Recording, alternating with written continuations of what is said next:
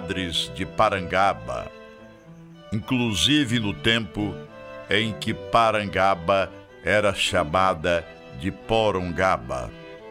Houve a mudança de um O por um A e as explicações foram dadas dentro de determinados aspectos linguísticos e históricos. E o fato é que de há muitos anos para cá, nós nos acostumamos com a pronúncia Parangaba. Então, quem é mais novo e nasceu depois desse episódio, não há nem o que discutir, é Parangaba. Mas quem eram os padres de Parangaba? Acaba de ser publicado um livro do Raul Ribeiro de Souza, intitulado Crepúsculo em Alvoradas. E nesse livro, entre tantas e tantas curiosidades, aparece a relação das pessoas que foram ouvidas, a relação dos padres de Parangaba. Velhos nomes, alguns conhecidos, outros nem lembrados. É que o autor, Raul Ribeiro de Souza, além de ser um memorialista, é uma pessoa dada a formar documentários. E o seu livro, Crepúsculo em Alvoradas, traz muitas curiosidades.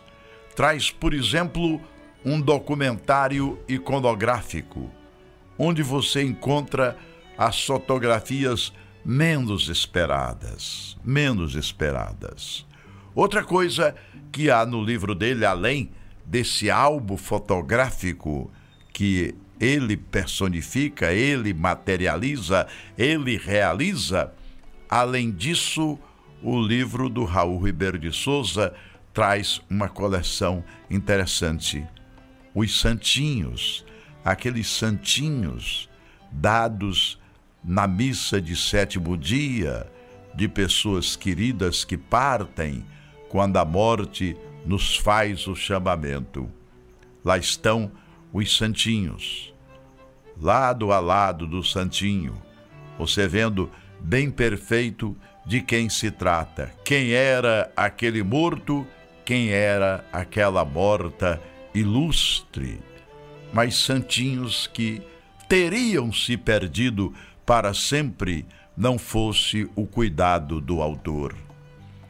Outra coisa interessante é que o livro dele, além das memórias que traça, traz também um documentário escrito, muitas páginas que não são de sua autoria.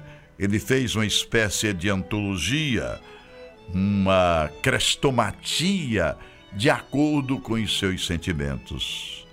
Ali estão velhos discursos, velhas orações, recortes de jornais que já teriam sido esquecidos, mas está tudo ali no livro do Raul Ribeiro de Souza.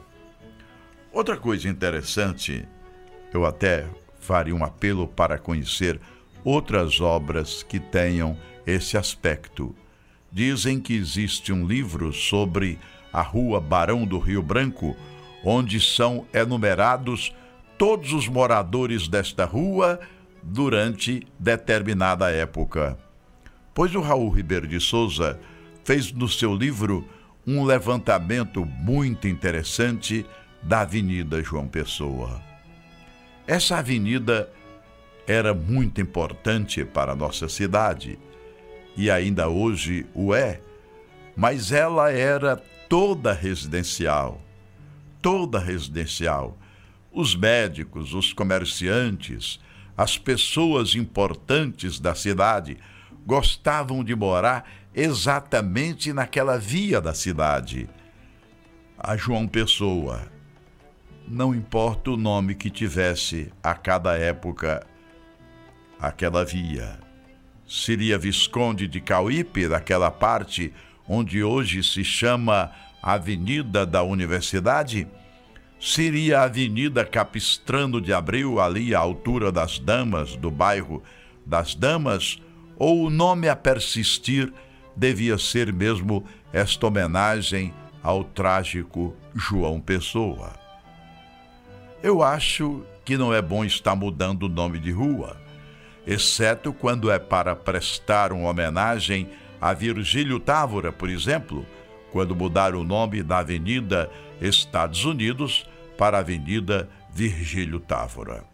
Aí é uma mudança que todo mundo aplaude, porque ninguém podia conceber Fortaleza sem uma grande homenagem a esse homem extraordinário que se chamou Virgílio Fernandes Moraes Távora. Senador da República por 2 vezes, governador do estado por 2 vezes, deputado federal e até ministro, uma pessoa da maior importância para a nossa história, para a nossa ética e para a nossa moral. Mas mudar o nome de uma rua só, mudar por mudar, termina criando uma deshomenagem. Quer dizer, você homenageia e depois retira a homenagem. Não me parece uma coisa séria, não me parece uma coisa boa. Daí porque eu acho que a homenagem a João Pessoa, barbaramente assassinado, a homenagem a João Pessoa está muito bem posta naquela avenida. Ela tinha grandes sobrados, ela tinha mansões, ela tinha casas enormes, inclusive no estilo antigo, aquelas casas começando bem na calçada, outras casas recuadas, e é na Avenida João Pessoa que existe, por exemplo, a famosa Casa do Português, uma das construções mais extravagantes de que se tem notícia. Mas ainda hoje lá está a Casa do Português, aparentemente abandonada. A quem pertencerá aquele prédio? Será difícil reformá-lo e mantê-lo ali como abrigando uma entidade cultural? Ali também, na Avenida João Pessoa, havia e há um prédio belíssimo onde funcionou o Automóvel Clube. Era a casa, em certo tempo, de uma pessoa que se chamava José Saboia, sem confundir com o José Saboia Bezerra, porque este é outra pessoa. Esse José Saboia é mais antigo e tinha naquela casa uma grande biblioteca que ficou famosa a seu tempo. Aí o Raul Ribeiro de Souza, ele no seu livro agora lançado, ele enumera os moradores da Avenida João Pessoa. Isso é uma coisa muito interessante e esse trabalho de história, de levantamento, essa documentação, inclusive iconográfica, tudo isso deve estimular a que outros autores façam também a história do seu bairro, a história da sua rua, porque através destas parcelas nós terminaremos por compor, quero dizer bem claro isso, a verdadeira história de Fortaleza de Nossa Senhora de Assunção. Aí está o livro do Raul Ribeiro de Souza. Está à venda. É um livro interessante e, inclusive, tem um fim muito nobre. Toda a renda será aplicada a favor da Santa Casa de Misericórdia.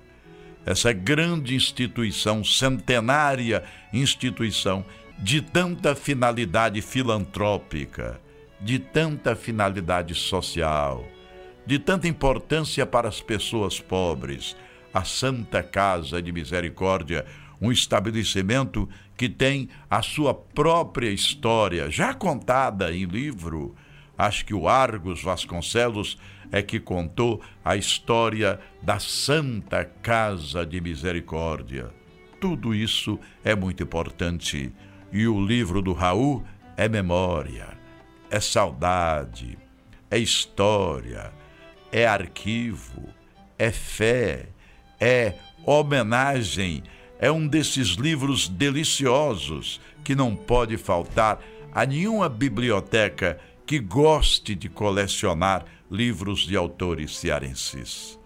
A crônica do meu sentimento hoje é em homenagem a Raul Ribeiro de Souza, o homem que no crepúsculo cria alvoradas em torno de sua mente.